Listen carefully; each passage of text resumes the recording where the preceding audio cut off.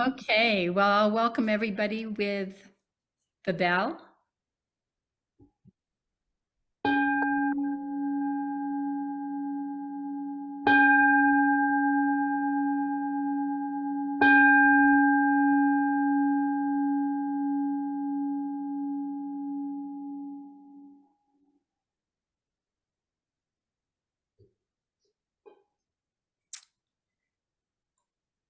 So the Earth Treasure Vase tradition comes to us from Tibet, and in the 8th century, Guru Padmasambhava brought Buddhism to Tibet from India, and during his lifetime, he revealed a number of practices called termas, including the practice of working with earth treasure vases as a remedy for healing earth and relieving the suffering in future times of degeneration.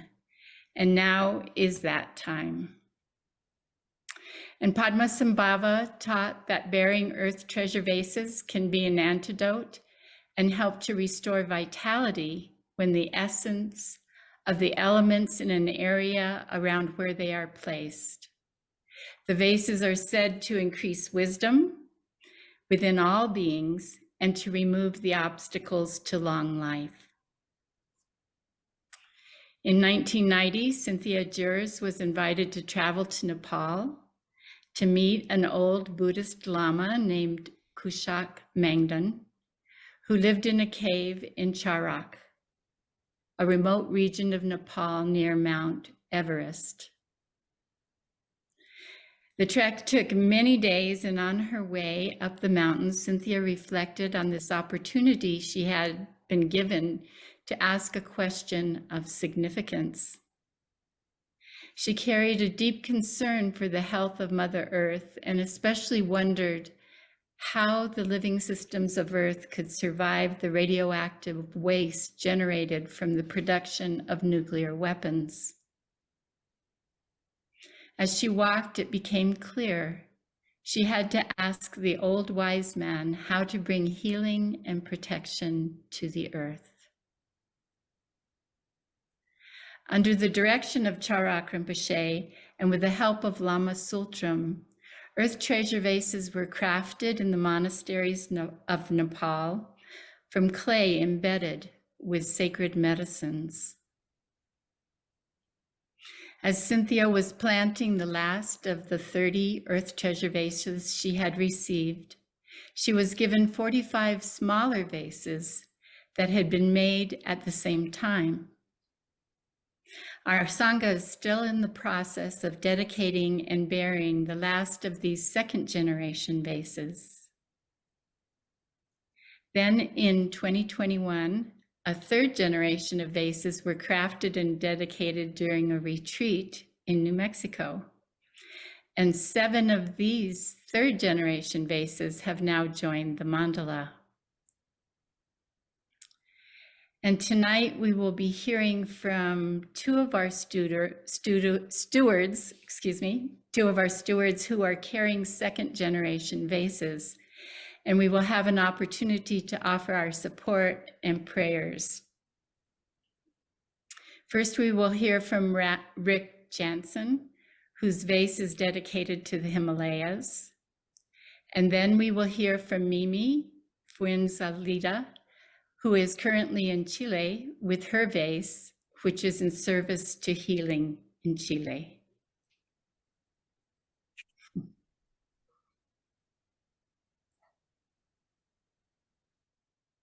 Hello, everyone.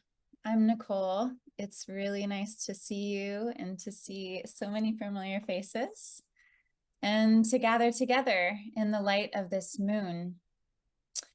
And so it's my honor and gift to introduce Rick today, this afternoon, wherever you are, depending.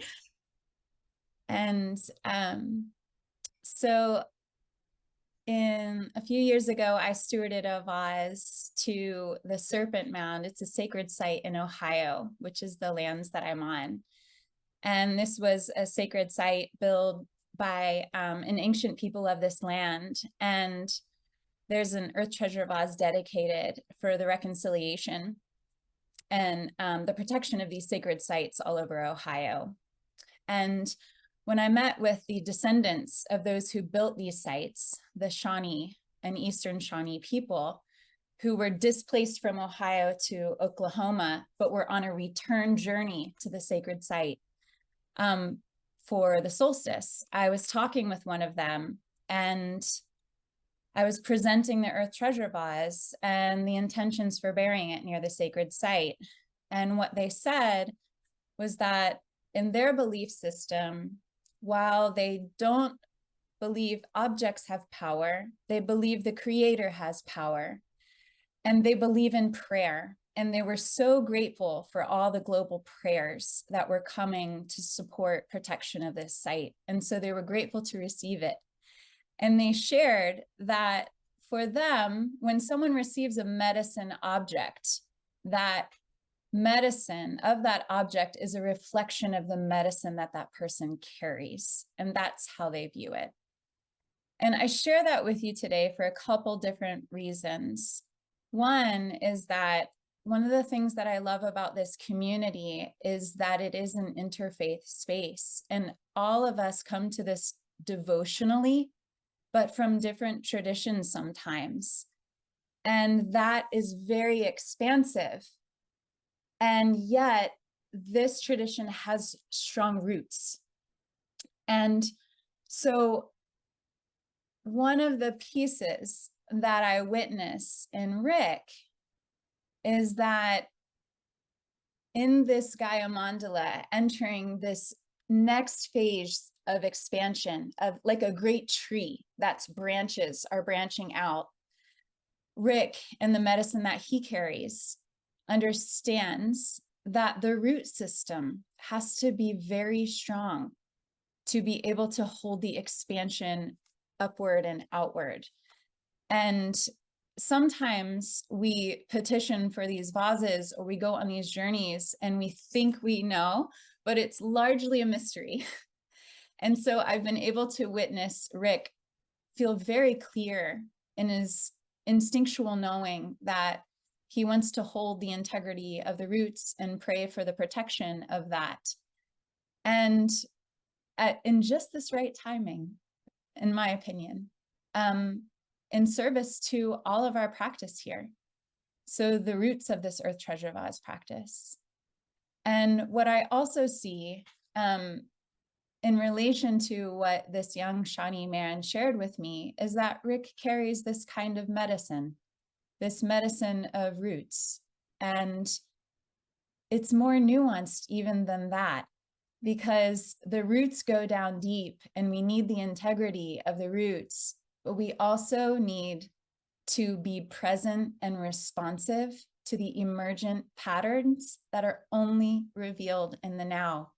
What medicines want to emerge, what patterns want to emerge to meet the people and the place of now.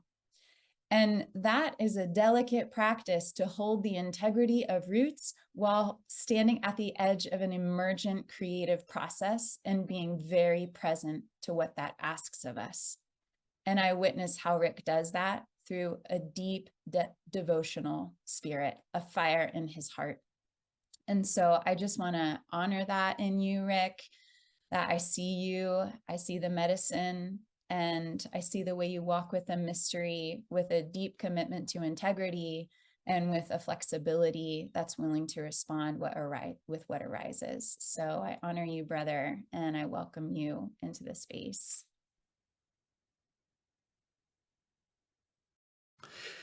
Wow, thank you, Nicole. Just receiving that and taking that in while I step forward here. Very good to be in your presence, to see familiar faces from within the community, and to see some familiar faces as well who I've invited specifically for today, who are not necessarily part of this community as of yet, but being here, now they are. So welcome to this community for those who are here for the first time. Before I say anything else about the vase that's just sitting here right next to me, I'd like to introduce my friend Rachel, because I'm in her little tiny house right next to Thich Nhat Hanh's community Plum Village in the southwest of France. And Rachel is a dear friend and contributing in her own unique way to changes in consciousness, changes in human hearts, changes in the world, mostly through music and creative offerings. And I've invited her today to offer musical contribution. And I saw that Julian is present too, which I was not expecting because I think this call is very early for you, Julian. So I invited Rachel actually in to offer the support during the meditation. So I hope that's okay with you, because normally Julian is the one who does that, and I'm not sure if you anticipated for that today. Yeah. So I'd like to invite Rachel to just say a few words and to offer some first small music accompaniment for us to drop deeper into the space. And then from that deepened space, I will start to share the story of the Earth Treasure Vase for the roots in the Himalayas. Thank you.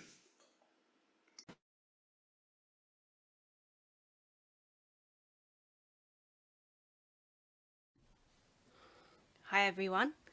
Well, yeah, thank you so much for having me. It's my first time in the circle, but I've been hearing so much beauty from Rick about this community. And I think I've even sung a song into your vase last summer when we first met. Yeah, called The Golden Age. And yeah, my background is in music. It's also in law and social justice advocacy, and a journey of really sort of burning out, trying to change the world and realizing that I have to come back and be in harmony with myself first. And my aspiration really is now to use music and sound to help me and others be present, to relax, to get into this flow so we can live in great harmony with ourselves, with each other, and with the earth. And this is very much inspired by Thich Nhat Hanh as well, who is my teacher. And I'm very grateful to walk this path with Rick. Yeah, it's really a blessing. So I like oohing. So that's what we're going to do just for a few moments, just to allow the mind to rest and the body to relax.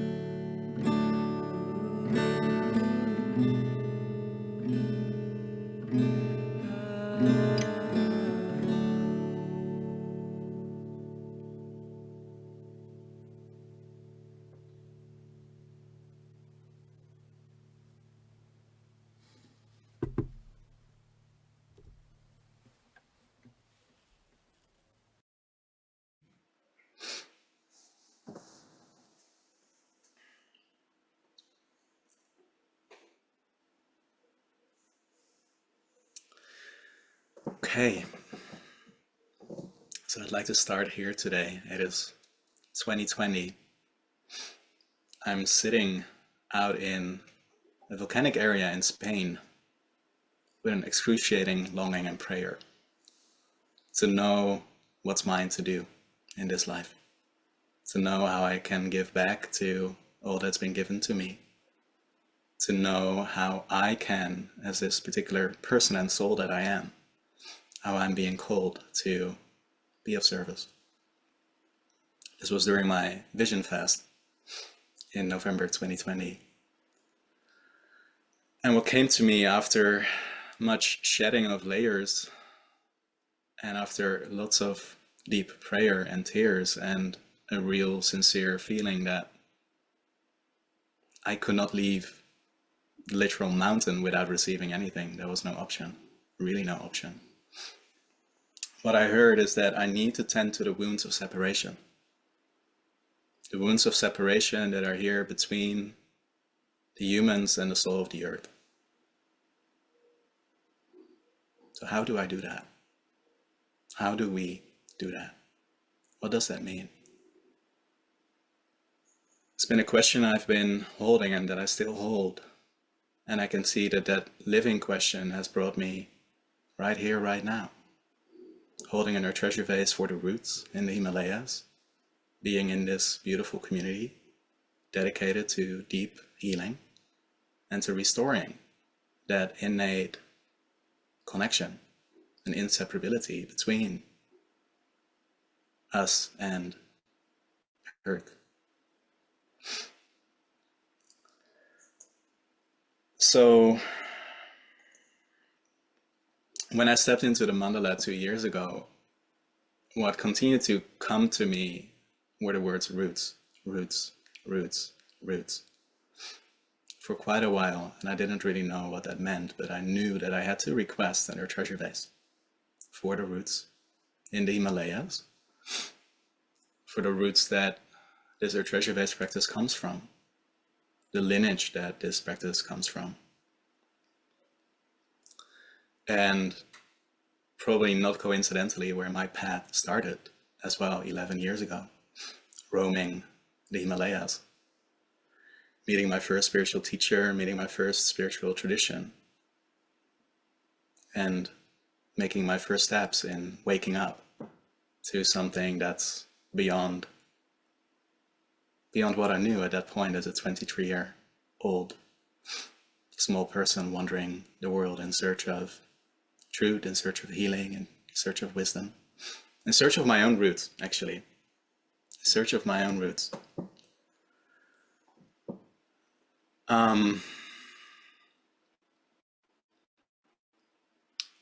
And what I'm coming to see and understand, the more I walk this question and the more I walk with the vase and the more I walk alongside Nicole and Elizabeth and other dear people in our community, is that it's quite a complex question and situation, and that there are many different facets of wounding that have led to that sense of separation, and that there's not just one single answer, and there's not one single solution, and there's not one single medicine that this vase carries. I see that the vase works on many different layers and levels and dimensions.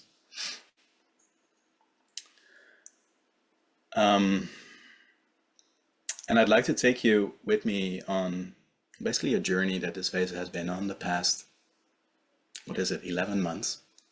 Just briefly, I know that I can't share everything with you in these 15 minutes that I will be talking.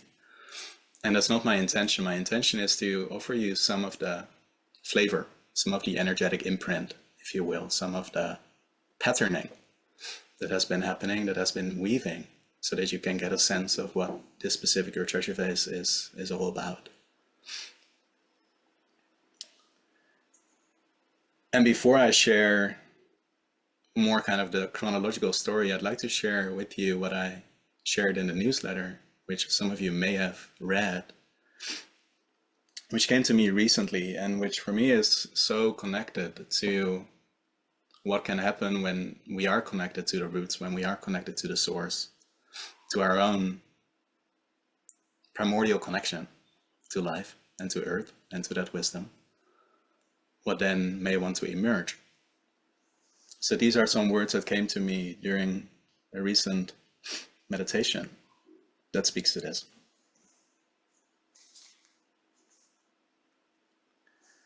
A dragon-like creature appears spreading its wings. Life force. Potential that hasn't awakened yet. It is coming into form, and in certain ways it will shatter what we know to be true. It will take me and my life, and perhaps our lives, in unknown directions, but coming from a deep connection to, or inseparability from, the deep silence, from the source. It's a phoenix arising from the ashes. And the ashes are somehow the traditions. What is wanting to manifest and be lived is informed, nourished, and guided by, but different from, any tradition that is known. It is a new structure with new information, yet ancient. A new pattern, a new everything. There are no handholds, it's absolutely new ground. And the only place where holding exists is to collaborate with this emergent energy, with this emergent consciousness.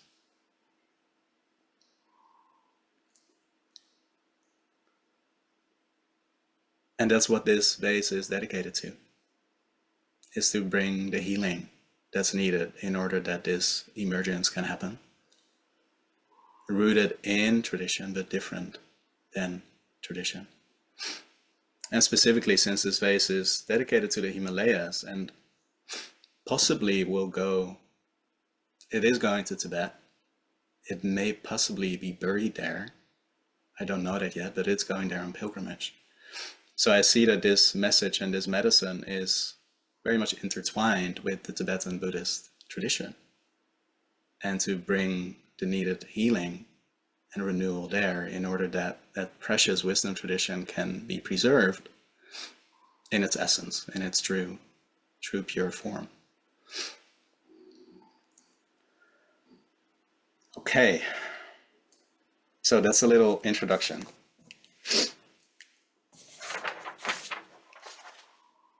Let me take you on a little journey. It started in Greece, where I received the vase in May 2023 in Athens. And before receiving the vase, I wrote down in my diary, it takes courage to take the leaps required to step into and to stay into the stream of one's soul. It may actually scare the hell out of certain parts. But it is the path to take, it is the path to walk, it is the path of service in devotion and dedication to life. There's only one life to live, and that is my own true life that's being guided by that primordial connection that's there. 2 days later, by now have the Earth Treasure Vase, so this is, just to give context, this is with an Earth Treasure Vase pilgrimage actually to Delphi in Greece to bury an Earth Treasure Vase there in Delphi, which happened in June last year. So we're with a pilgrim group. And Nicole will definitely remember this. We are in Eleusis, which is the most famous mystery cult of the ancient world, where rites of passage happened many, many, many, many centuries ago, before Christ. And this is maybe the second day that I'm walking with this precious Earth Treasure Vase in a shoulder bag around my shoulder. And inside the temple complex, the Earth Treasure Vase flies literally off my arm, and I'm just able to catch the bag just like that before it actually lands, and who knows what may have happened. Nicole asked me the question at some point after I've kind of recovered from the surprise and the shock, like, Rick, what was the Earth Treasure Vase actually wanting to do here? And this was my first understanding of how this specific vase wanted to work. It wanted to be body to body on the ancient soil of this very special place, to be in transmission, to be in communication, to be in connection. to receive the potent energies that are there in that location, but as well to somehow, and I don't know how, but to somehow reawaken the memories of that place.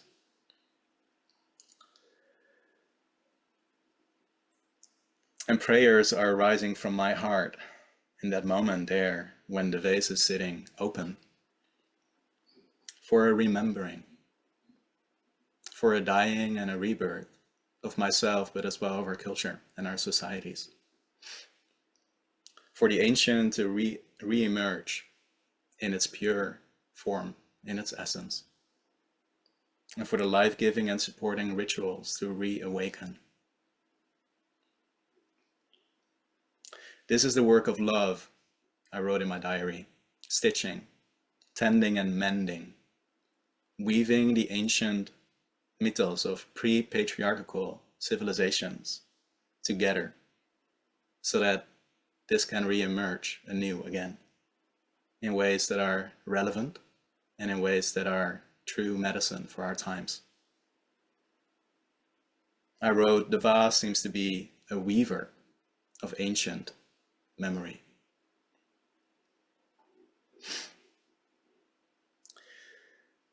It is as if the soul of the earth remembers itself actively through us, is what I later write on the boat from one island back to Athens. Gaia remembering its own grandeur, its own magnificence, its innate capacities of healing, transformation, and renewal.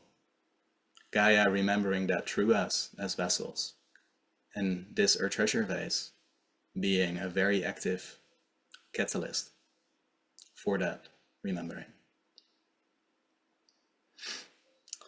One more story of Greece is at Athena Proneia, which is a temple close to the famous site of Delphi. And this is a round-shaped temple where it's being believed that this was a place where people ritually connected to the soul of the earth, to Gaia. And I believe for many of the pilgrims there, this was specifically a very potent site to be. And I remember sitting there in deep, deep prayer. And at some point, it was as if the circle opened up, as if the center of that round temple revealed the presence that it's holding. And for me, that was a gateway to actually very viscerally and very physically and in a very real and intimate way to connect with what I would call the soul of the earth, but in a way that it felt really, really true, really alive. And that it's not just a story or a theory, that it can actually be experienced in a very direct, one-to-one way.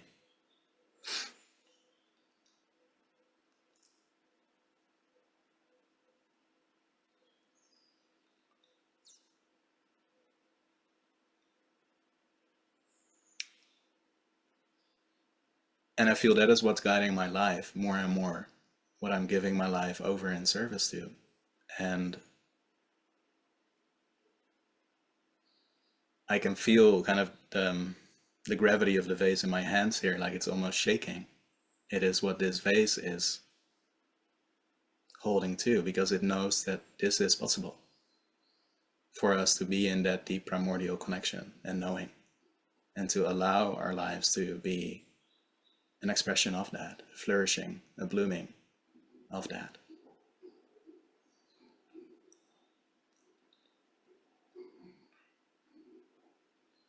Yeah.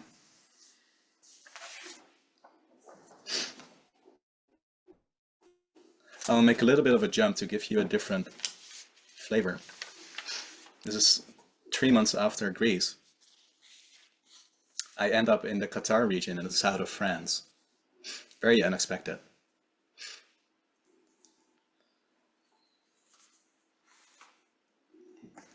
Around the new moon of July, I felt the call to bring this vase to Montségur, which is a famed ruined castle on the top of a small mountain and in ancient times, it is to be said, housing a temple dedicated to the sun.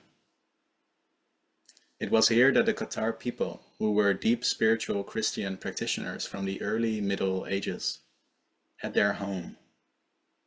They were a community truly free from the influence of the church. Love was their true religion. And the term Qatar has its origin in the ancient Greek word kataros, which means pure, clean, or clear. It is said that the seed of the Qatar movement has its origin by who they call Jeshua, which is just a different way of saying Jesus, and the Essenes in the early decades of the 1st century. And there are stories that shortly after Jeshua's crucifixion, Peter, Mary Magdalene, and the 3 daughters of Jeshua, together with perhaps a small community of followers, traveled west to Europe, possibly settling in what is now known as this region in France. And they intended to live and transmit to other parts of the world their way of love, of true family, community, and Jeshua's way of being in the world.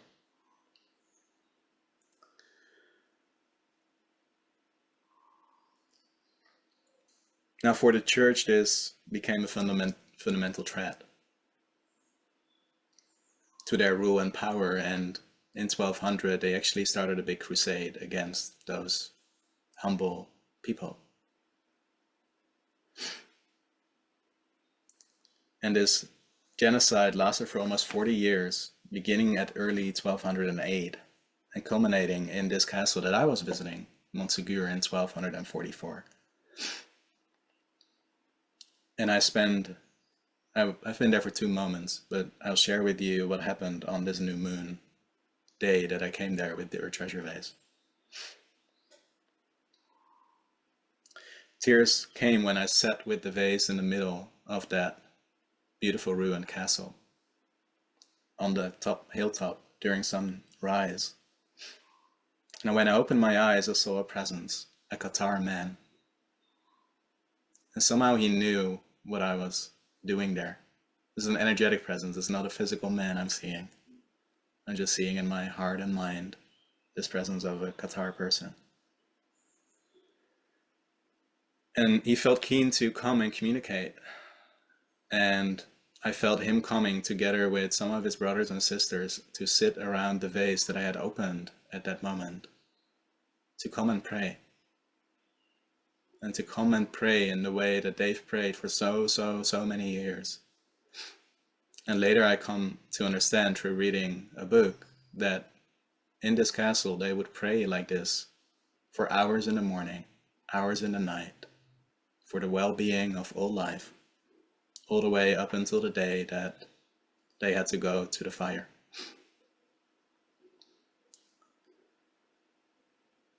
And what I heard when I was sitting there in tears were the words, "We need to be remembered."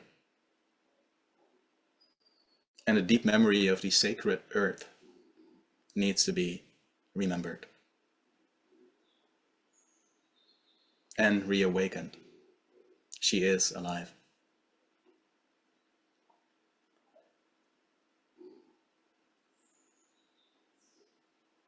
After that, I walked down, and the field where I ended up was the field where those people went to the stake and got burned. And I sat there in prayer, and I made an offering to the vase from that specific place. And I understand now that more of the threads are connecting, that this vase is deeply dedicated to at least this way of deep healing within the Christian faith and the Tibetan Buddhist faith. And who knows beyond that. But these are just some stories that I share with you today to get a sense of the deep medicine that it weaves together. There's so much more I can share because I still have 3 papers here in front of me, but I'm aware as well of time and Mimi's poignant sharing and the meditation coming up and space for prayers and offerings. So I'll leave most of it aside and just share with you the final thing, is that a pilgrimage to Tibet is around the corner, which I was not expecting at all. It's coming around the corner at the end of July.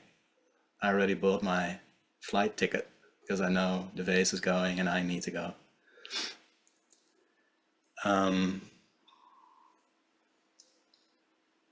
the significance, just to name briefly the significance of that trip to Tibet, is that, as you are aware, this Earth Treasure Vase practice originates from Tibet, from Padmasambhava, from Guru Rinpoche, who actually brought Buddhism to Tibet in the 8th century. And he crafted this practice, this terma, this treasure, as with foresight of the times that we would live in, as medicine that would be absolutely essential for the continuation of life. So the possibility to travel there with this Earth Treasure Vase that originates from the tradition there in Tibet, knowing as well all the harm and the violence that has been inflicted to the Tibetans on the Tibetan land by the Chinese, that's still ongoing. I continue to hear stories when I talk with people now about Tibet that are just heartbreaking. I know some Tibetans myself who shared with me about the demolishment of some of their monasteries and the places where they've grown up. So I see that together with, the beautiful spiritual thread, that's that spiritual weaving that's here between all those traditions and the energy and the ancient and the new emerging, and all of that is needed. And at the same time, there's just very real suffering there too, on the physical reality. So my sense is how potent and important it is to go there, to allow the vase to do the work on all those different levels, which I don't know how it will do it, but it will do it. And to hold the possibility in my heart that the treasure vase may be buried there. I don't know if it will happen, I cannot guarantee it, but there is a possibility that something may open up there for the treasure vase to be buried in Tibet. And how much sense would that make if it's dedicated to the roots in the Himalayas, right?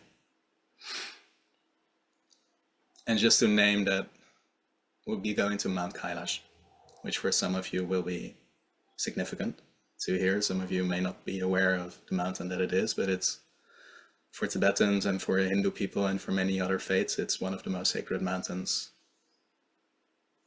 we have on this beautiful planet. So that's why we're here today, because there's this quickening, this is happening, and the vase and I need your prayers and your offerings for the fulfillment in whatever way fulfillment wants to happen. So thank you for being here and being that support.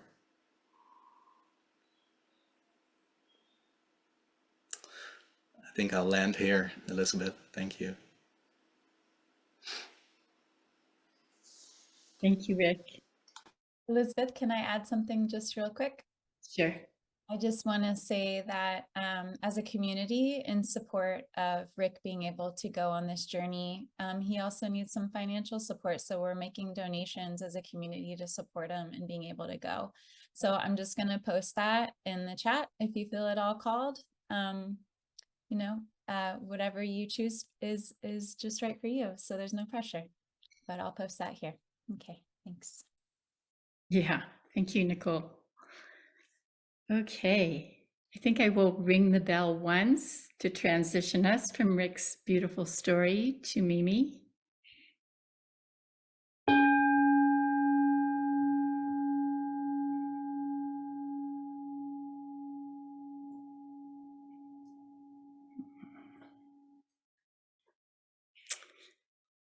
And now I would like to do a brief introduction of Mimi. We are really blessed to have her presence in our mandala with her beautiful heart and dedication of healing on the earth. And Mimi's family escaped to the US during the brutal years of dictatorship in Chile. And this is her second trip back to Chile with the Earth Treasure Vase that she's carrying. And she's currently in Santiago, where she intended to do pilgrimage through a few of the sites where torture took place during the dictatorship years. But once she arrived there, she found out that the sites were closed to visitors. And so as Mimi sat in consideration with her Earth Treasure Vase asking for a new direction, she received a call from Therese in Aotearoa, where a group of Kogi people from the Sierra Nevada de Santa Marta were on their way there, and Therese was going to connect with them. But they had been stopped in their travel in Santiago, and so they weren't going to go. And so Therese was contacting Mimi to see if she might make contact with them. And it turns out they're staying just 14 minutes away from where Mimi is. And so Mimi and her husband and her 84-year-old mother will now be joining in ceremony with the Kogi and the Mapuche indigenous people of Chile, who the Kogi are now connected with. And so with this much introduction, I welcome Mimi to speak about her vase and why this synchronistic moment is particularly meaningful to her.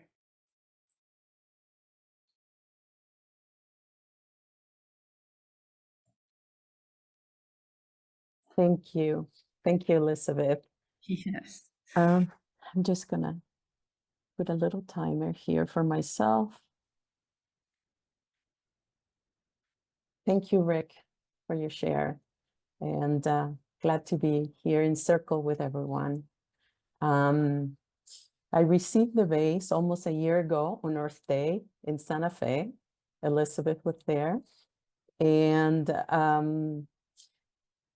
yeah, the mysteries that you were speaking about, Nicole, is pretty incredible, because when I first heard about the vase, the practice of the Earth Treasure Vase was through the online burial of the that it was taking place in Colombia by the Kogi people. And that spoke to me, and I got the call to, like, I won one for Chile without knowing really much about it. I just believed in it. And the fact that a year later, I am here in Chile with the vase, and I actually already was in the ceremony this past Friday with the Kogi people, some Mapuche people, and Lakota, in a ceremony that had never taken place here in the city. It was just incredible. And the way it came about, it was just like how the journey is. And I think one thing that during this journey has been coming up of the essence of this vase is bearing witness. And also, Nicole, what you said is like, it's a personal journey, and it's the journey of the vase that expands into this culture or this place where I'm bringing it, which is incredible, because it's a personal story. And as an individual, and I'm a photographer, bearing witness is what I do. It's very largely where I do, even when I could not put a word to it. But the awareness and understanding of what that is has been so enhanced by carrying this vase.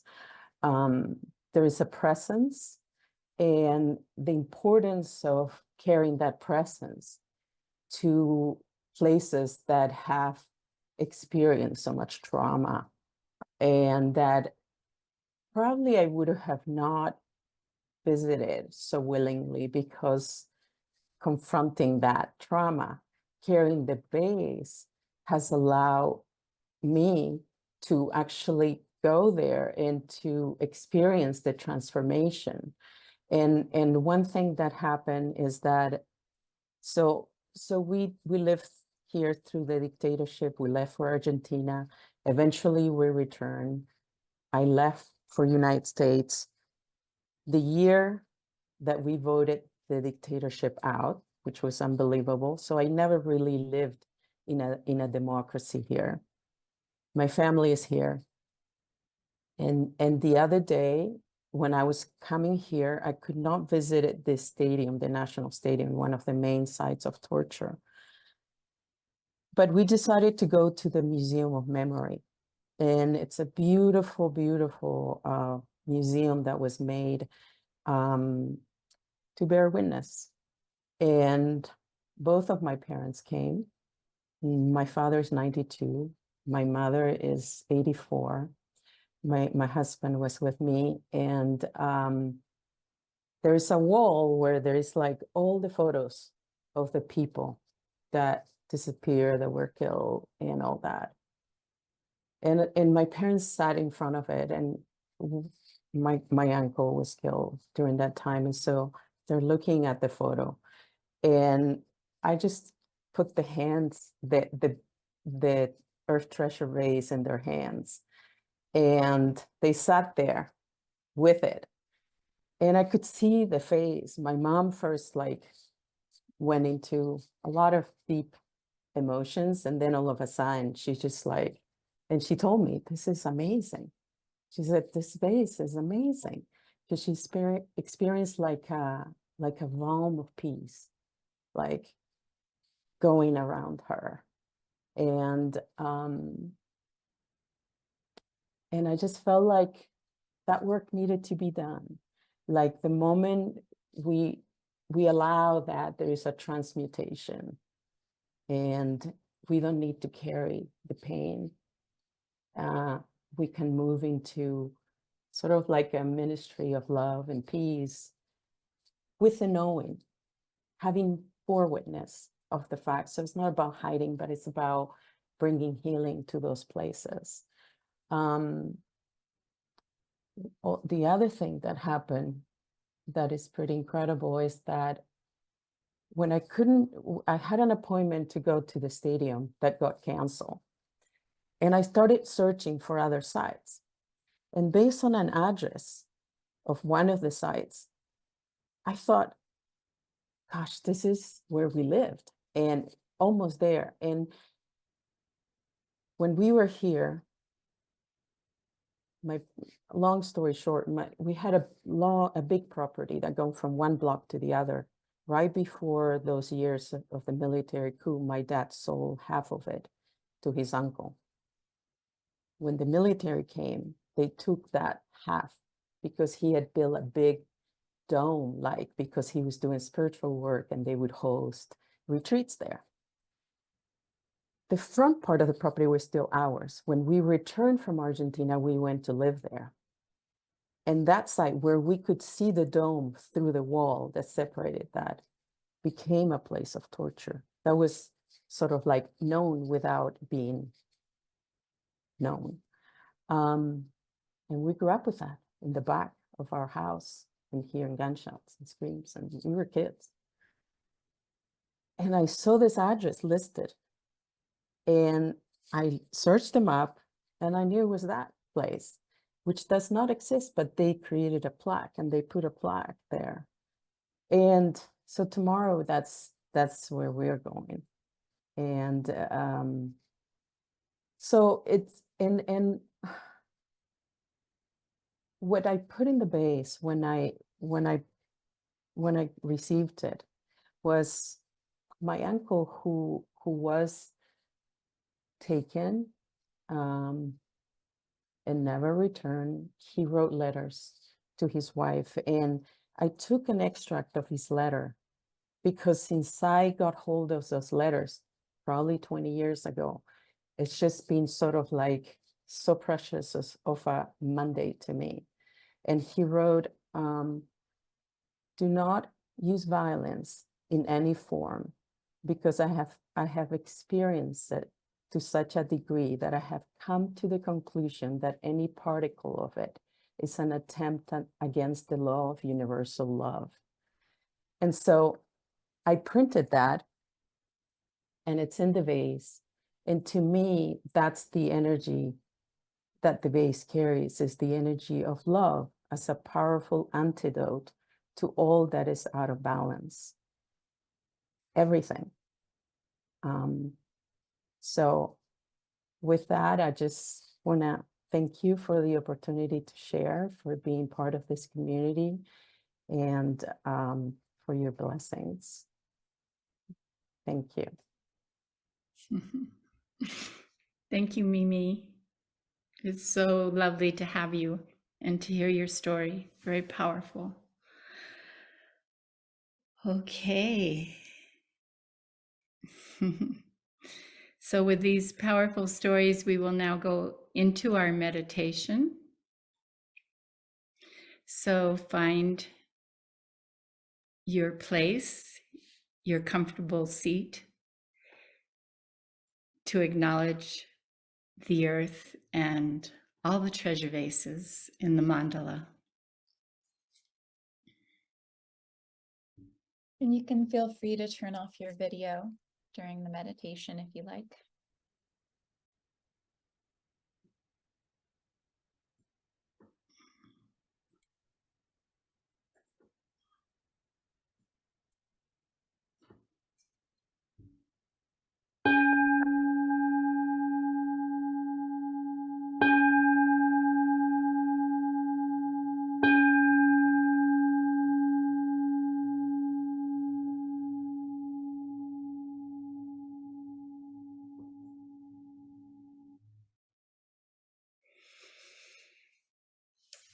Begin by taking a few deep breaths, breathing in and out, deep and slow.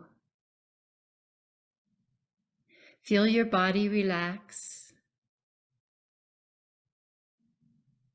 and sense the ground beneath you, holding you, offering stability and calm. Your roots reaching deep down into the earth. Breathing in and breathing out. Draw up through your taproot the nourishing energies and life force of Mother Earth, which she freely gives. Letting thoughts of the past and concerns for the future melt away. In this precious moment of deep communion with the stabilizing and nourishing energies of Mother Earth.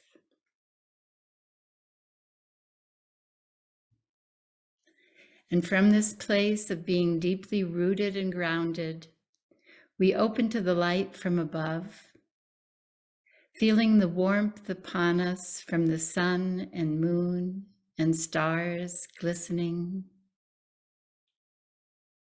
Feeling expansive as we connect with the vast energies of the cosmos. Rooted below, connected above, in this present moment, breathing.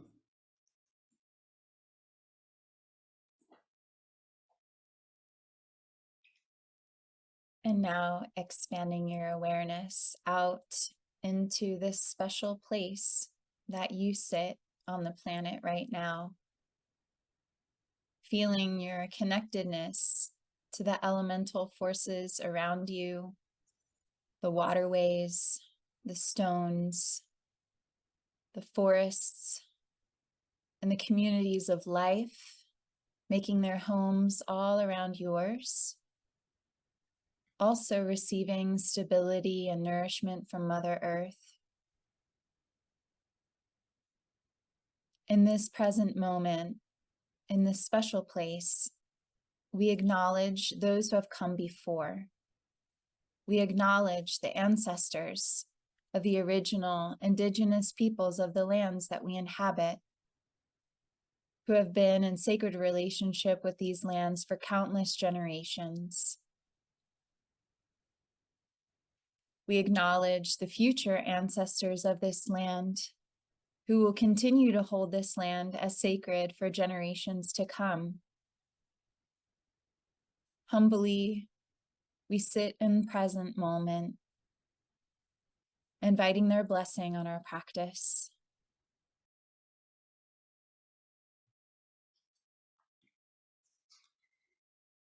Let's also call on all of our sources of inspiration, our own ancestors, elders, teachers, and guides,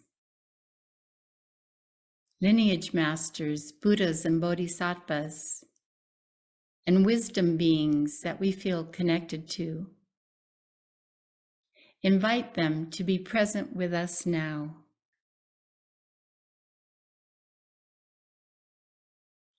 Invite their blessings to enter you and everyone who is present for this meditation.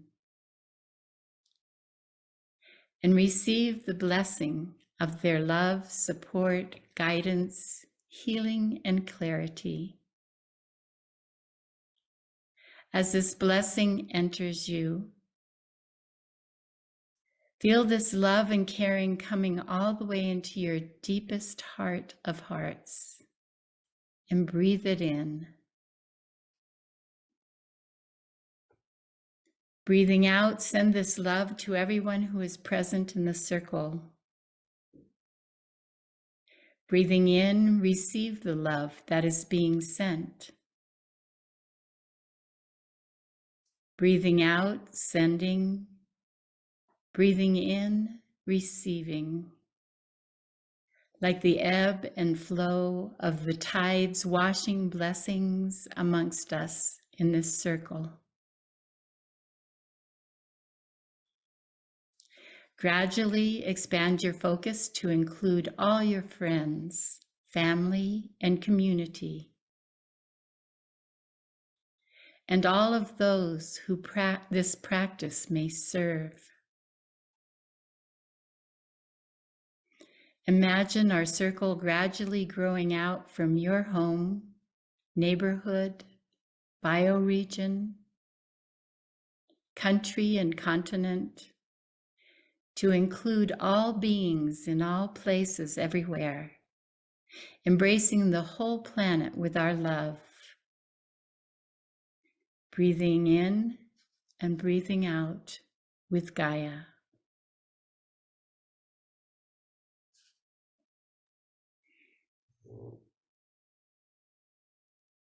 With this feeling of rootedness below and expansiveness above, and the waves flowing from your heart in our circle, let's turn our awareness to those who are suffering, the places where there is war, poverty, disease, pollution, droughts or floods or fires, wherever the need for healing is very great.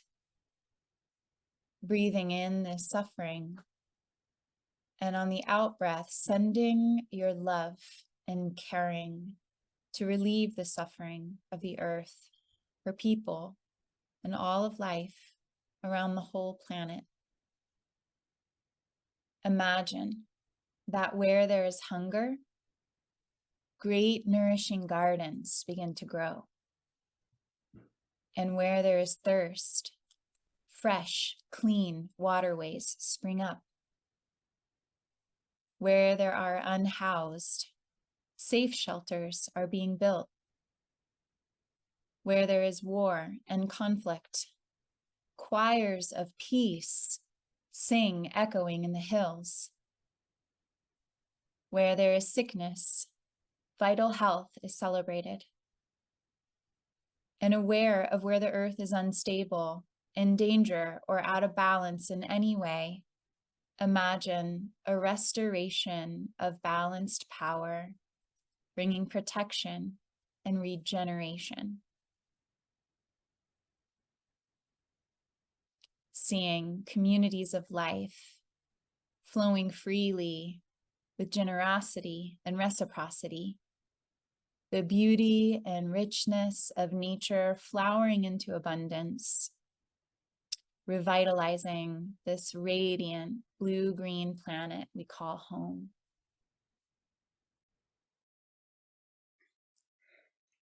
As we hold this glowing vision of Mother Earth, we call into our awareness the presence of the Earth Treasure Vases that have been planted or are in the process of being planted all around the world. And let us imagine that together we are pouring our love and caring in the form of light into each and every little clay pot that is named, filling each vase with our deepest prayers and blessings for healing.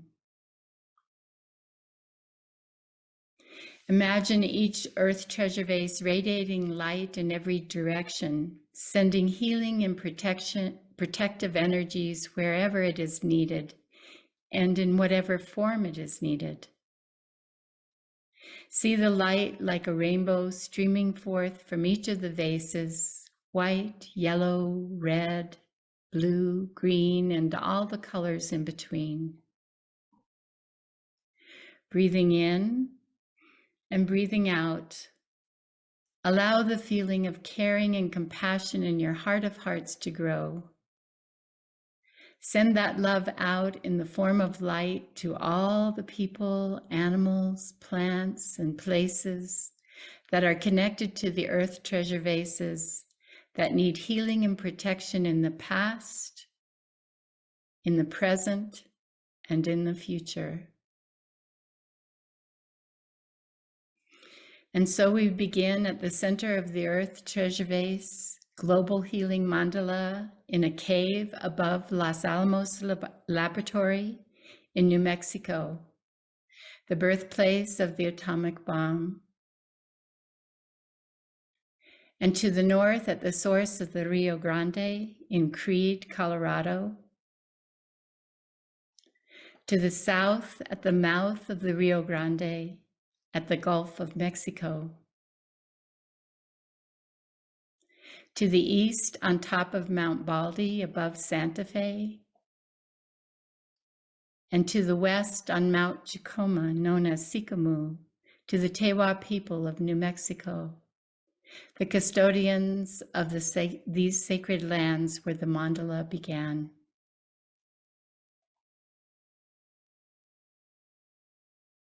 And now, having established the center and the four directions, see the mandala expanding in every direction. To the Indian Point Nuclear Reservation on the Hudson River in New York. To the Headwaters Old Growth Redwood Forest in Northern California. The Punta Cometa on the coast of Oaxaca, Mexico.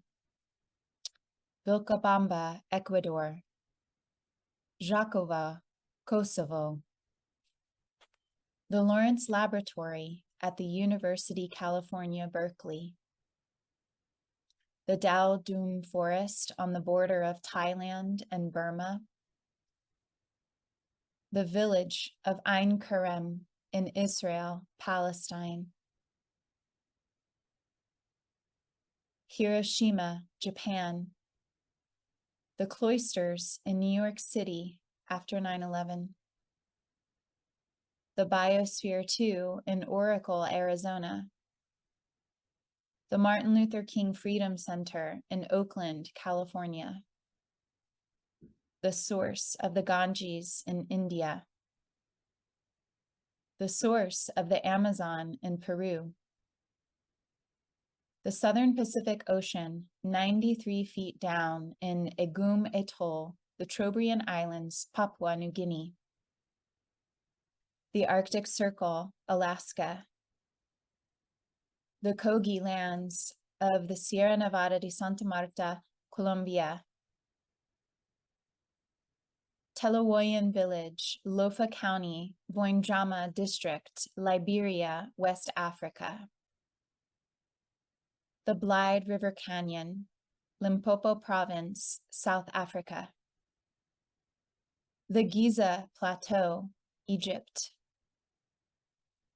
Haleakala, Maui, Hawaii. The Itombwe Forest, South Kivu Province, Democratic Republic of Congo. Avebury, England. Binduluk, Jawoyn Country, Catherine, Northern Territory, Australia. And the second generation of Earth Treasure Vases, starting in Gabarnmung, Arnhem Land, Australia. The Mackenzie King Park, Ottawa River Valley in Ottawa, Gatineau, Canada. The original garden in Findhorn, Scotland. The Great Stupa of Bodhanath in Kathmandu, Nepal. The Flint Hills of Kansas in the heartland of America. The Santa Cruz Mountains near Silicon Valley, California. The Valles Caldera of northern New Mexico. Pernalulu, Bungles, the Kimberleys, Australia. The village of Utqiagvik at the edge of the sea in northernmost Arctic Alaska. The Hanford Nuclear Reservation on the shores of the Columbia River in the state of Washington. Mount Ryoson above Fukushima, Japan. And back to where it all began at the cave hermitage of Charak, Nepal. To Margibi County, Liberia. In the base of an old ironbark tree on Dithawal Mountain in the Budawang Wilderness of Walbunja Country, Yuin Nation, southeastern Australia. And to our root temple, Tolu Tharling Monastery in Nepal. The Munzer Valley in Turkey. Serpent Mound in Ohio. The Ashaninka Spiritual Portal, Campa de Rio Amonia, Indigenous Land, Acre in the Brazilian Amazon bordering Peru. The Border Peace School, Chirowan, the demilitarized zone between North and South Korea. In Nabushmaki, Arauco territory in Colombia. In Akaroa, Tewanponamu, the southern island in New Zealand. On Mount Parnassus above Delphi in Greece. In the Sibyl Mountains, La Marca region, Italy. And the two newly planted vases in Hueyawichan, facing the wind, Kate's Park, North Vancouver, British Columbia, Canada. And the Earth Treasure Vase planted in a sylvan wood near a stream flowing into the Potomac River in Washington, D.C.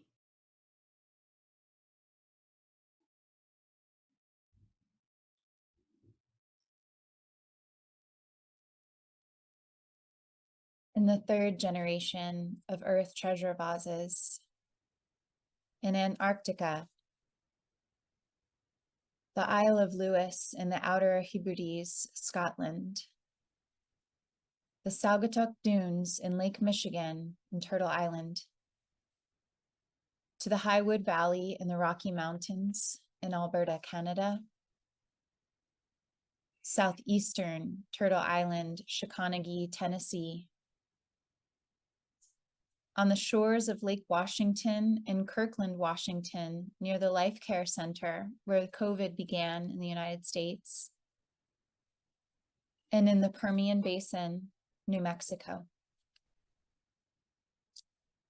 And let's acknowledge the Earth Treasure Vases being stewarded now. 10 second generation vases, 16 13 generation vases, and 5 vases awaiting their dedication who rest on the altar along with the mother vase.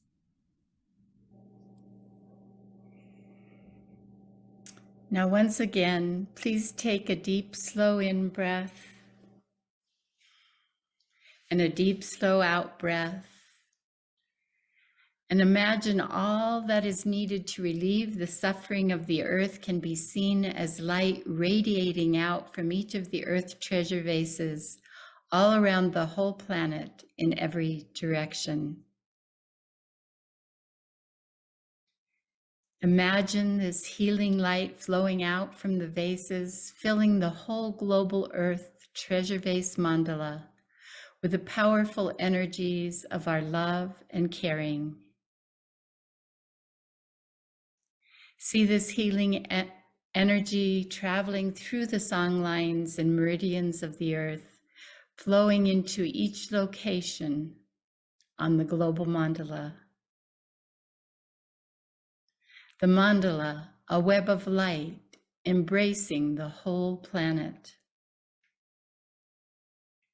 Feel the light flowing back and forth like waves from your heart to the Earth Treasure Vases, energizing them and adding vitality and brilliance to the light that is then flowing out to the whole area in the sphere of influence of each of the Earth Treasure Vases.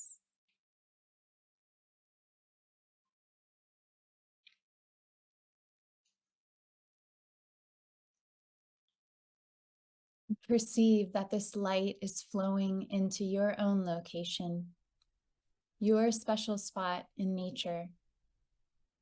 Feel the connection to the collective spiritual intelligence of the entire global Earth Treasure Vase mandala, activating your node on the healing mandala, connecting with you as a holy vessel.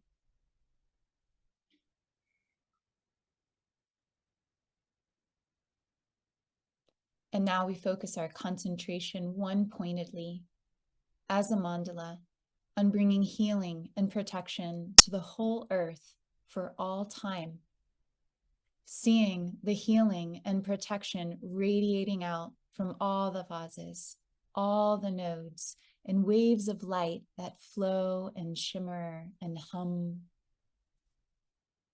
And imagine that the healing is accomplished and the vitality of the earth is completely restored.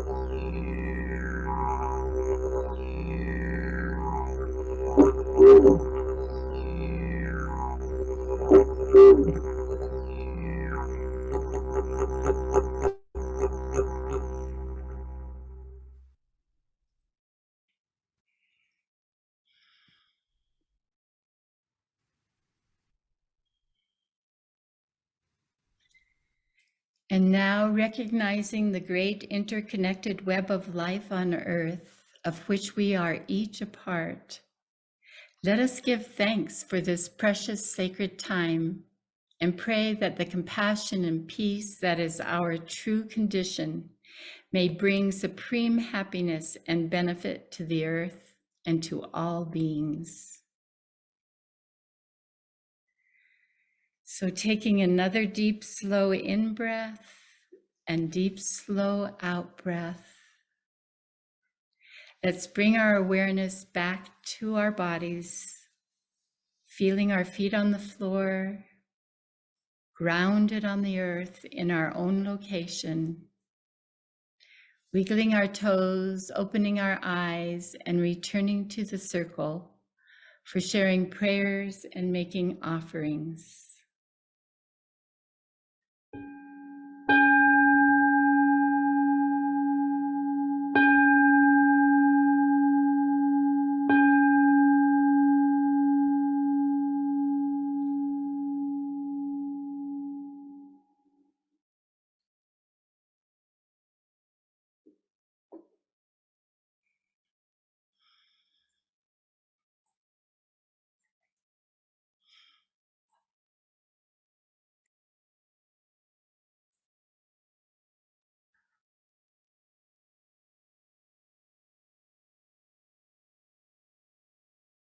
So in this space,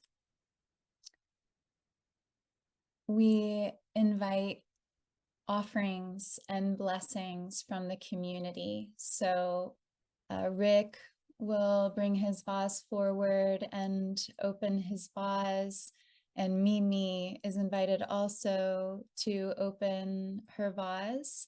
And this is an opportunity as a community to empower the vases and the stewards on their journey. And so that's what the invitation is. And this can happen by raising your hand with the little hand raise button through Zoom, or if that's not something you're really comfortable working with, if I can visibly see your hand, then I can call on you. And so we tend to form a bit of a line, and I'll sort of invite each next person to share.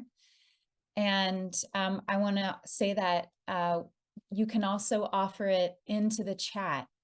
And the chat, this video is recorded and the chat is also saved. So these blessings will be shared with these stewards through the chat as well. because we have just about 30 minutes, a little bit over that, for this segment. And we want to make sure we hear all your voices. So feel free to, like I said, write them out. First, I want to invite Rick and Mimi to come forward if you have something that you would like to give voice to in your prayers and blessings. And it's okay if you don't, just let me know and we'll pass on to the next. But I want to invite you forward first. I say yes to that invitation. Thank you, Nicole. Because I'd like to acknowledge the deep connection that's here between the Himalayan vase and the Chilean vase, Mimi. Very much aware that we requested the Earth Treasure Vases at around the same time and received it kind of 2 months around each other. And as we are listening deeply every month together in our stewardship circle, it just becomes more and more apparent that the Andes and the Himalayas are just communicating to each other through those vases, you know? And I can feel that just here in this space, and that's why we're here together as well, to acknowledge that connection that's there between continents. It's there between the spiritual lineages and traditions and root systems that are there, to weave those connections and to strengthen each other, strengthen those bonds. So that's my prayer, that the Himalayas and the Andes may radiate out in collaboration the deep healing and the deep restoration that's needed. Thank you. Yes, to everything you said. And I just want to acknowledge that I'm looking at the Andes right now from here. And it's always a very divine experience and presence here. And that connection that exists between these two vases and mountains also reverberates into what it is, all of us connected and community, and that really we're all one, we're all connected. And it's beautiful to see it in this instances so clearly. So that's my prayer. Thank you. Laura Lynn, I saw you had your hand up first, but now it's down. Did you want to share anything? Oh yeah, hello, Okay. hello. I am reporting to you from Reagan International Airport in Washington, D.C. And both of these bases, Rick and Mimi, are definitely getting extra love and attention and have been mentioned. And from here, and I just want to let you know that all of your love and support from all of your different areas where you are facilitated such a smooth and beautiful entry into the earth in the beautiful woods surrounding this huge city. It was just a blessing and an amazing event that the Labyrinth people really integrated Labyrinth energy in such a nice way. And we can just really be thankful for all of the prayers that were sent. We took a pilgrimage to the Native American Museum and to the African American Museum, and we stood and visualized healing by the visual planting of the vase in the White House lawn. And just everything went beautifully, and I'm about to get on a plane and head back to Colorado. So it's so exciting to hear about the Himalayas and the Andes and all of the other beautiful places, and just love to all of you from Cynthia and the gang here. Thank you. Thank you so much. It's good to feel the connection there with all you. Yeah.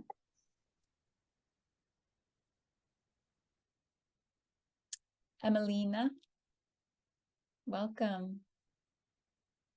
Thank you very much for this beautiful moment and for the presence of the vases.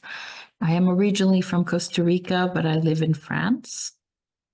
And I actually live very close to Rick. And it's been a really beautiful experience for me to have a relationship with the Earth Vase that Rick stewards. It was my companion when I went to Dharamshala to bring it to the Dalai Lama to be blessed. And it was a really beautiful moment because during that visit, the spirit of the great mountain came. And it was a very touching moment because I didn't know this relationship between the two vases. And it's really profound to understand that it's a spirit that travels through every big mountain and that is there for us. And is the one that gives us a spinal cord to grow from the deep ocean all the way to the sky. And the deep mountains, the deep and the high mountains have come from the very depth of this earth all the way to reach enormous heights, where all beings and many beings, different beings, have lived in the base, and very many different beings live in the top. They are able to give us biodiversity and love. They are builders of life. And today I call the spirit of the great mountain to be present in this moment, to go to the vases and to irradiate to the whole entire mandala, so the whole planet Earth and every single being get the energy of the earth, of the mountain, of the ocean, so that we can thrive, evolve, and transform. I pass my feather.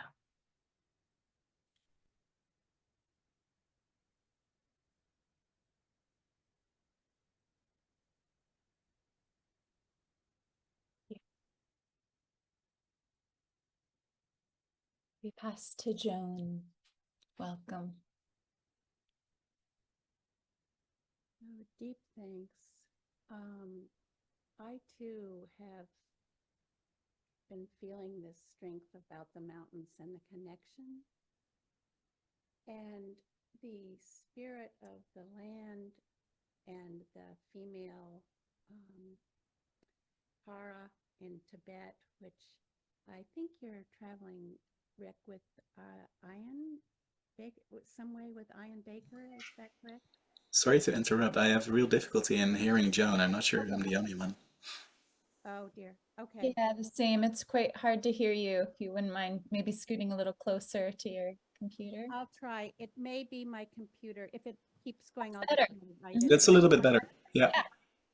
So I just wanted to say, I also have been really feeling this strength about the mountains, and Ian Baker's pilgrimage in Tibet about Tara being the ground there. And so I'm just feeling Tara's presence and sending that as I'm sure you're aware of. And of course, Pachamama. And then I was so touched about your mention of the Cathars, who,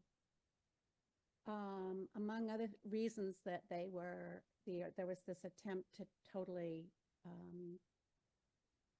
exterminate them, was because of their belief in Mary Magdalene, and she being the tower, and that her awareness is just coming back from the fragments that we're finding of her role in accompaniment. And so I'm just bringing in her blessing about accompanying those who are being tortured and killed by the powers of domination. And that she carried a vest, in her, many of the icons of hers, they always have her holding the vessel, which is what, and so I was thinking about that relationship with the pots. But So her blessing as well as just her faith, even after seeing what she loved just killed. So I just send her blessing and all of that blessing. Thank you. Thank you. Thank you.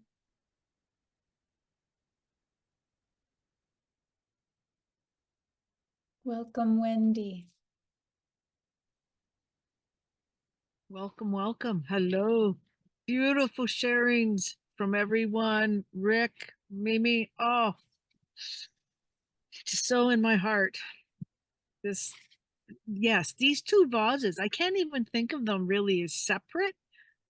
None of them actually of the vases are separate. We know that they're all connected as the beautiful nodes in this mandala, but these two at this time, and we know in this post-ecliptic time, and I mean eclipse, not apocalyptic,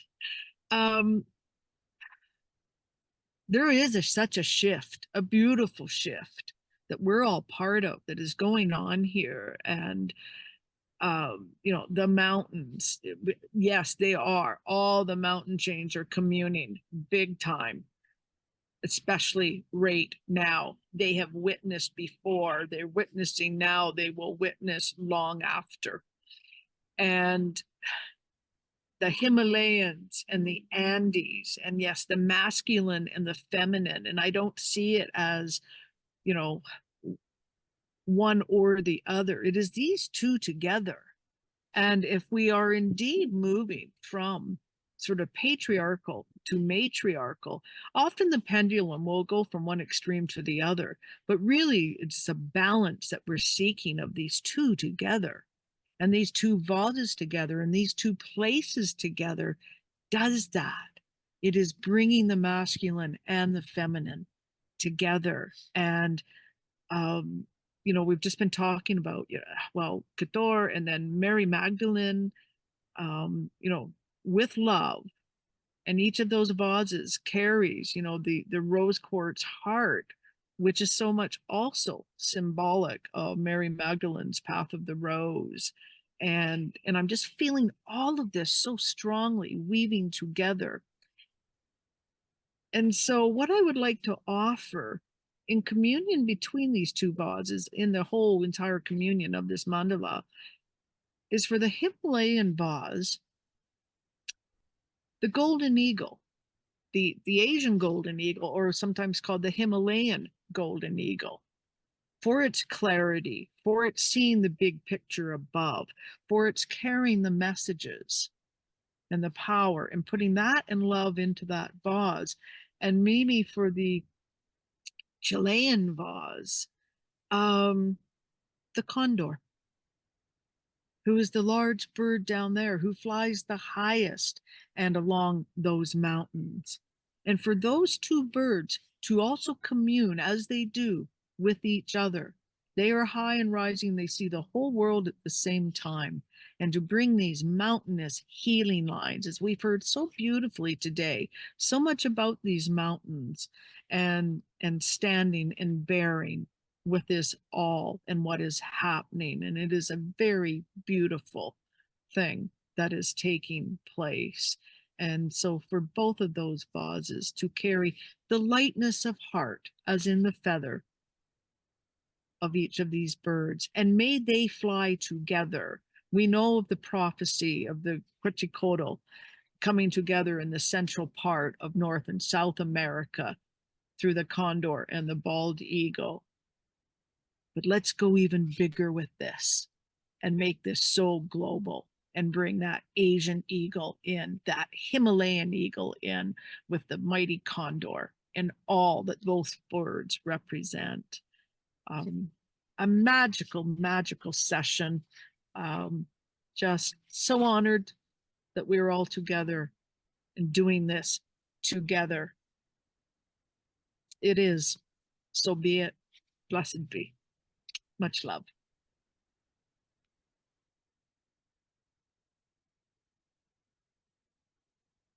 Thank you, Wendy.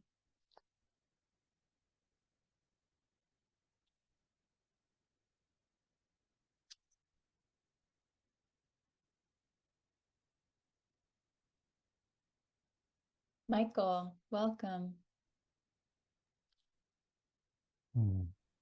Thank you, Nicole. Sending blessings from here at Slate Creek Sanctuary on Turtle Island, the lands of the Oto and the Missouri and the Osage people. So good. Thank you for the invitation, dear brother Rick. I love you so much, and I love your spirit. And if you're traveling, I know when you're traveling through this way, you always have a place of rest here. And I want to thank both of you for carrying these vases and just in that interweb of connection with all the other vases, lifting up all these prayers and letting the vibration of the Aka webs to connect all these prayers and lift it up for the time for all our relations, Matakiyasan, all our relations upon this Unchi Unumaka, Mother Earth. Yeah, and I just wish you both great resource and support, all that you need to complete your journeys with these spirit helpers of Vases. Oho, Matakiyasan.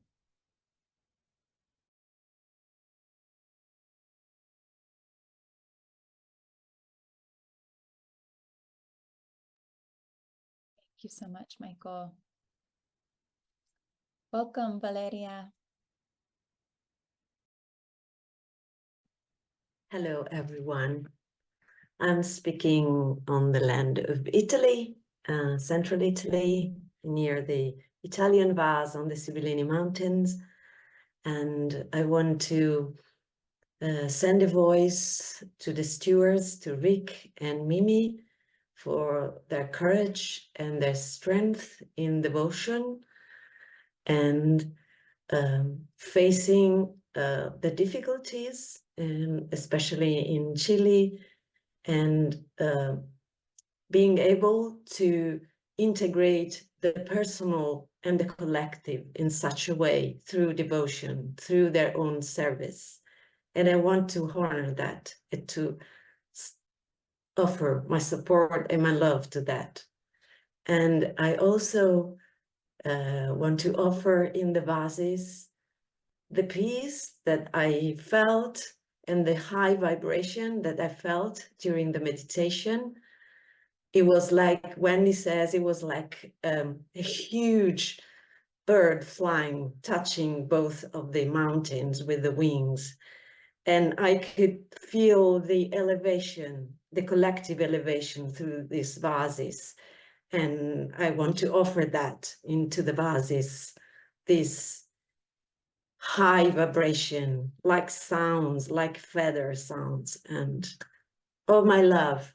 And from the Sibillini Mountains also, the love from this land to those lands, with huge respect and honor. Oh, thank you, thank you, thank you.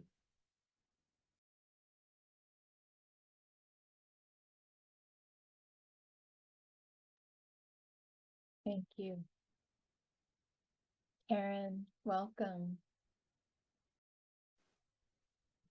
Thank you. Do you hear me okay? Yeah? Okay. So, okay. Speak a little bit louder. This is my first time that I'm here, and I'm grateful for the invitation and encouragement to join by Rick. I'm from Belgium, but I'm in Italy, in a Buddhist center close to Pisa, where I also met Rick, and I wanted to, hear the story about Qatar, and also just going when we were going through all the other phases and thinking about all kinds of conflict that have happened in other places, made me reflect on how, from the Buddhist perspective, we can be sure that we have done all of it ourselves as well, causing these things. So I was wondering, just how to avoid these things and how important it is to uphold ethics And that would be my wish, that I wish to send to the Vases, that we are all able to uphold ethics and not harm others, and value love and compassion and kindness. And in particular, there's this, I have this one in particular that maybe didn't come out so much during this meeting, but I think I would like to just wish for that any kind of abuse or manipulative situations in people who are trying to develop spiritually, that all these things, that they just don't happen, that nobody ever gets into a situation like that, neither as a teacher or as a student, or that everybody can be with integrity in the development. And so that is one wish that I would like to, like a prayer. I just hope that that nobody ever goes down that road, because it's destructive in all ways. So well, thank you.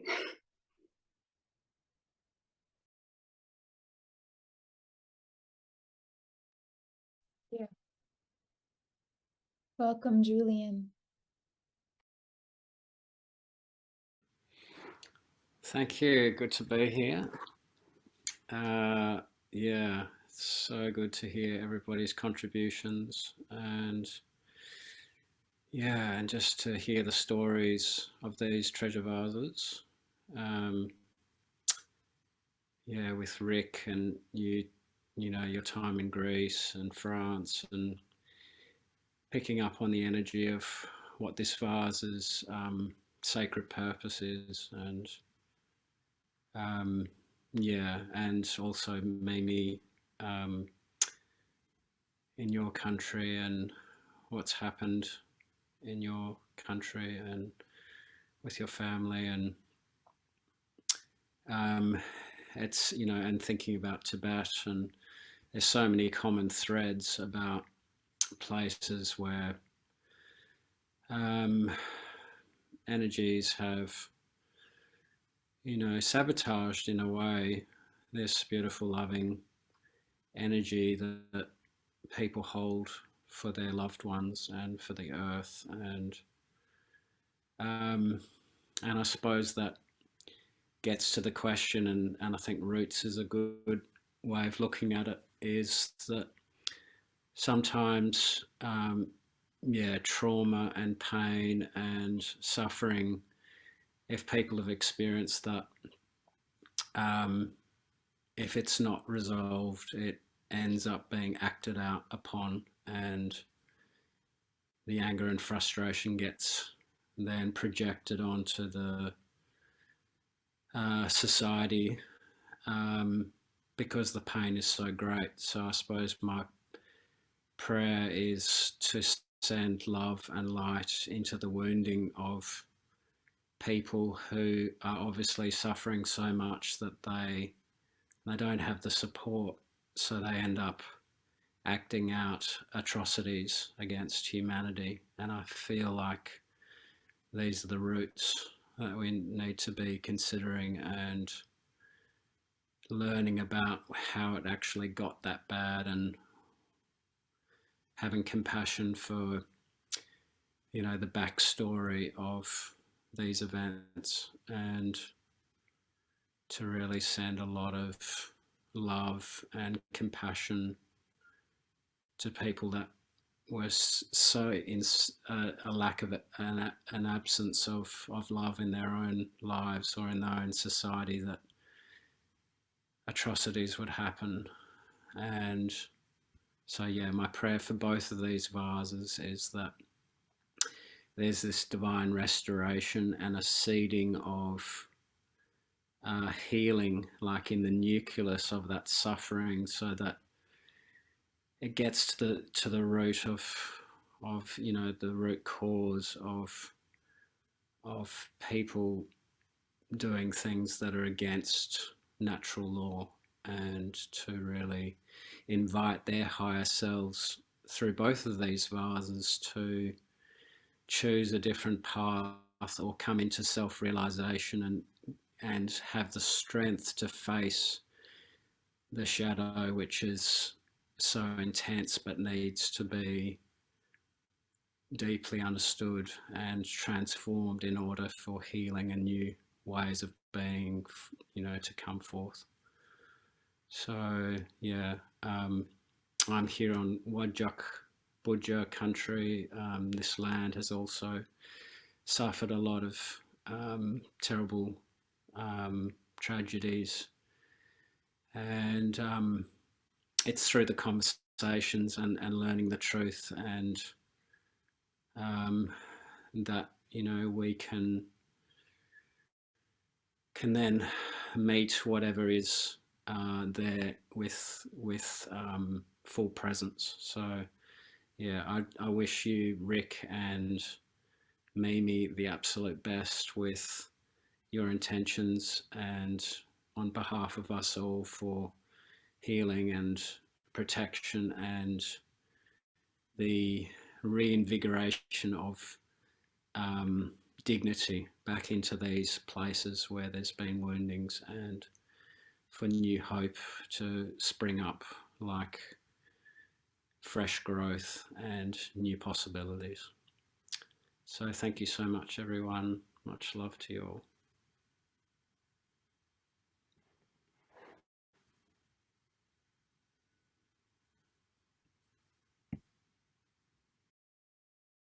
Thank you, Julian.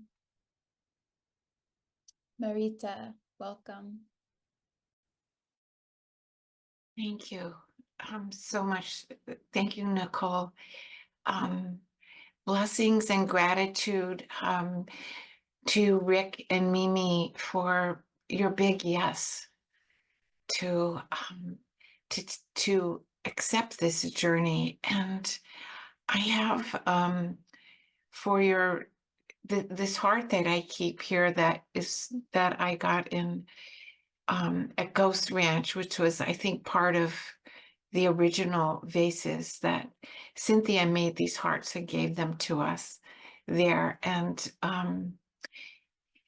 may the love represented by this heart be added to both of your vases, and may the medicine there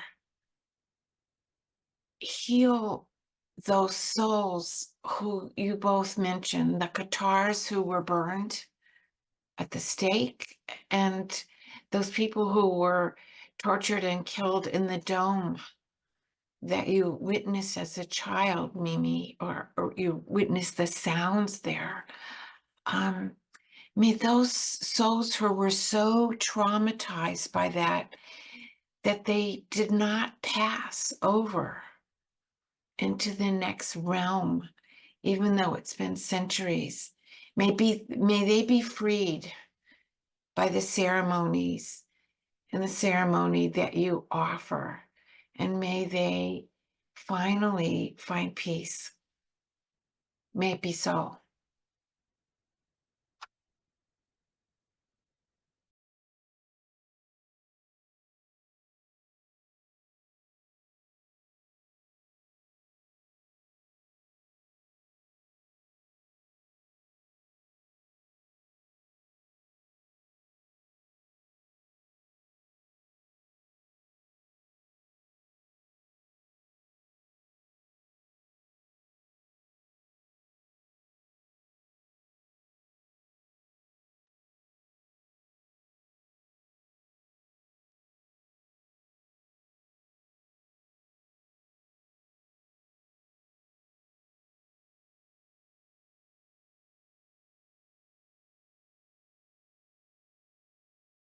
Are there any other prayers that would like to be spoken out loud? And if not, we can hold the silence a little for a couple minutes. Unspoken prayers have their space to be held in that way. And then Elizabeth will close with a dedication of merit. But first, before we enter into a couple minutes of silence, are there any other words that want to be shared?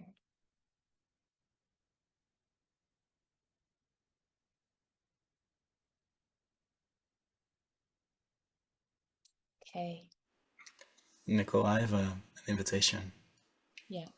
Because we have wonderful Rachel here in the space. Mm-hmm. And I would like to invite Rachel to fill the silence with a song, so that the song can kind of gather all the prayers and intentions and all the energy kind of together as a weaving of sorts, as a honey bee just kind of gathering all the medicine, as a way of closing our beautiful time together. And then Nicole, if you could share some of the links of Rachel's work. I see you're doing that already. Great, thank you. And just to re-mention again, although I feel a little bit shy about it, I am seeking funds for Tibet. I know I have my tickets already.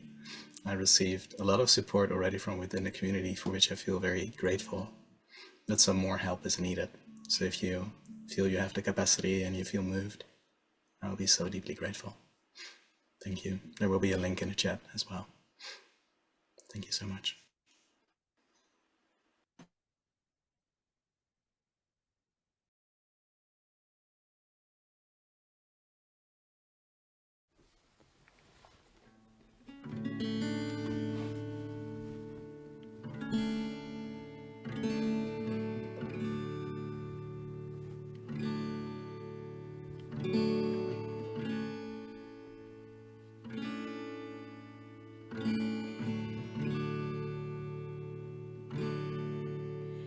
We are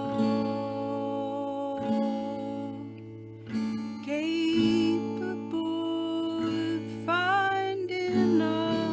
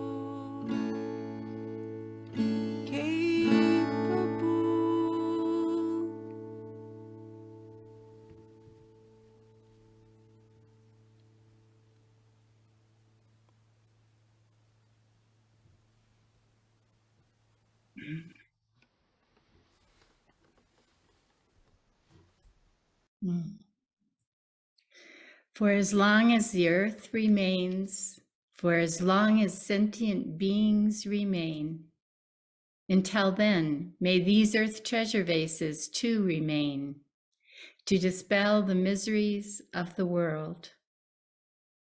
Through the merits of this practice, may all beings live in peace and harmony. May war and conflict be resolved, and all hearts be filled with compassion. Alalaho.